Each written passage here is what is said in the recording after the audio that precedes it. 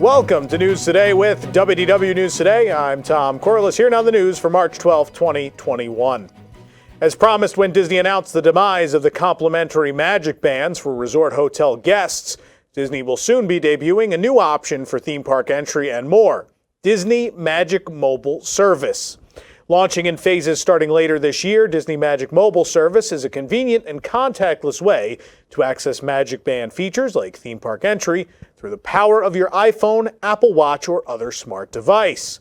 Guests will be able to create a Disney MagicMobile pass through the My Disney Experience app and add it to their smart device's digital wallet. Most features will be available by just holding up your smart device near an access point, just like you do a Magic Band. Disney MagicMobile service and its features will roll out first on Apple devices. Guests may choose to use the MagicMobile service or a Magic Band. Guests can even use both and alternate between the two for added flexibility. Disney has made it clear they are not discontinuing Magic Bands as they stated they will also soon be introducing more Magic Bands in new colors and more designs featuring favorite characters and stories. The existing digital room key feature will continue to be available specifically within the app, which helps guests expedite their arrival by using online check-in, going directly to their resort hotel room, and using their phone to unlock their door. Disney Resort Hotel guests may also still pick up a Key to the World card at their convenience by visiting the front desk. The Main Street Confectionery is closing on March 29th for an extended refurbishment. Confectionery will be closed until at least May 22nd, but that's the furthest date available on the operating hours calendar, and it's likely the refurbishment will be even longer than that. The Main Street Cinema next door is scheduled to close March 22nd through the 28th. The short closure is temporary to transform the cinema into a makeshift confectionery during the refurbishment. Due to the nature of the temporary location, fresh treats such as caramel apples will likely not be available. Instead, prepackaged snacks like pre-made Rice Krispies will be available instead. This refurbishment is scheduled at least until May 22nd, as I said before. As far as the fine art is concerned, it's all going to be moving on March 22nd to Bonjour Village Gifts in New Fantasyland.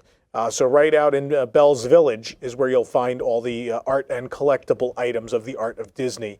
Again, no end date for when all this gets shuffled back into place just yet. With Walt Disney World getting ready for spring break crowds, two popular Magic Kingdom attractions have resumed loading every row. Big Thunder Mountain Railroad and the Seven Dwarfs Mine Train are now loading guests in every single row, no physical distancing. That being said, at the load stations, they've added plexiglass, so that way you're at least not right up against people while you're standing there, but inside the trains, you're obviously have no dividers between you. This is not anything new to Walt Disney World. This has been done in a number of attractions. It also started at the Barnstormer just a couple days ago as well. So, it's interesting that they keep doing this at this point, but I guess we're getting towards the end here anyway, so it's probably not that big a deal. The first actual decoration for Walt Disney World's 50th anniversary has been hung on Cinderella Castle at the Magic Kingdom. The castle is being transformed for the world's most magical celebration beginning October 1st, an 18-month-long celebration. We got our first look at the decorations courtesy of a Walt Disney Imagineering video earlier in the week, but now we get to see the whole thing. There it is, the faux bunting. There'll be lots more of this to come with shimmering jewels, 50th numeric icons, and more adorning Cinderella Castle. And of course, as every single piece goes up, stay tuned to the website. We'll post as they go. Now that we know that Remy's Ratatouille Adventure will begin serving up fun on October 1st, Park Pass reservations for Epcot have become a hot item. Park Passes are now fully booked for October 1st at Epcot for annual pass holders. I guess people are excited about this ride. So there you go, something to keep in mind. You may want to start planning out your October trip if that's when you're visiting. Plexiglass dividers and physical distancing markers were added to a number of attractions, of course, during COVID-19. The latest, Navi River Journey. The load area now has plexiglass so that when in the future they start loading every row of the ride, they can do so safely. Plexiglass has been added to at least one boat of the ride, as you see now. We suspect it's coming to all of them very, very soon to get the wait times down and let guests ride together safely. Expedition Everest is celebrating 15 years of operation, having had its grand opening at Animal Kingdom on April 9, 2006. In honor of the ride's 15th birthday, new merchandise is now available at the gift shop. The collection includes tees, a sweatshirt, a blanket, and even an adorable Yeti Loungefly backpack, The t-shirt is the only specific 15th anniversary item, but you can head on over to our site to check them all out. Brightline has revealed a detailed explanation of the cost of its new rail connecting Disney Springs to the Orlando International Airport. With two possible routes, Brightline is leaning towards the $1.03 billion option, which will run parallel to State Route 417. The second route, which was envisioned in 2010, would utilize State Route 528 but cost $2.1 billion and require 1.9 million square feet of bridges, affect 76 private properties, and involve an arrangement with Sunrail. The cheaper option would require about 342,000 square feet of bridges and involve only 3 private properties. The routes are appropriately the same length of the 16.7 miles. Some do object to the State Route 417 option. Hunters Creek residents are worried about the noise and vibration from the train next to the road. Fans of the State Route 528 option also want a connection to International Drive and the Orange County Convention Center. Quote, "We think there are other ways to connect important convention center area and I-Drive to the airport.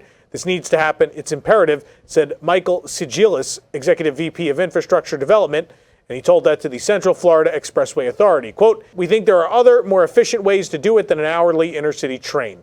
Jay Madara, a member of the Central Florida Expressway Authority, asked for further analysis of costs, preferring the State Route 528 route. Brightline is in the midst of a $2.7 billion extension from West Palm Beach to Orlando, which is expected to begin service in 2023. Construction on the Disney Springs station is not expected to begin for 5 years from now. Brightline is also hoping to build 68 miles of rail connecting the station to Tampa. Florida Department of Transportation has given Brightline a deadline of midsummer to secure cooperation with federal, state, and local agencies for the Tampa expansion. We can now confirm that Disney's AllStar Movies Resort is going to open as scheduled on March 22nd.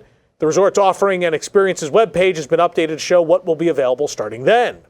The following offerings and experiences will be there: the world premiere food court, the Silver Screen Spirits pool bar. As far as shops, Donald's double feature will be there.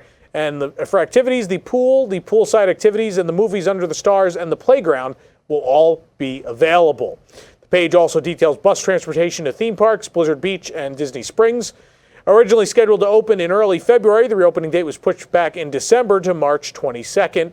All-Star Music and All-Star Sports will remain closed at this time. Walt Disney World is celebrating St. Patrick's Day with treats across property. The latest we tried is the Irish Stout bundt cake at the Artist Palette at Disney's Saratoga Springs Resort and Spa.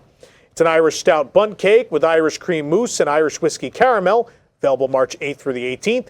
Get it for $4.49. The full review at WDWNT.com. The Downtown Disney District will have extended hours beginning March 18th, thanks to the A Touch of Disney event closing California Adventure to non-paying guests.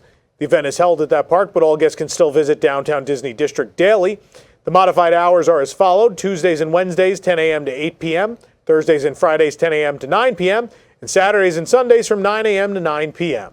These modified hours apply to March. The calendar for April has not yet been released. During the D23 and Walt Disney Imagineering Magical Milestones presentation, celebrating the 20th anniversary of Disney California Adventure, some new details were shared about the upcoming Avengers Campus by those working on the project. As far as the backstory is concerned, Imagineers said that the Avengers Campus land was a chance to create a Tomorrowland of sorts for DCA, a land to celebrate the ingenuity of the state in places such as Silicon Valley. While it has stories connected to fictional inventors such as Tony Stark and Hank Pym, they believe it captures the proper spirit. The bulk of the presentation did focus on the new ride in the land, Web Slingers, a Spider-Man adventure. Since Spider-Man was so important to guests of all ages, it was vital to Imagineers that they make an attraction that all guests could ride. This confirms there is no height requirement for the attraction.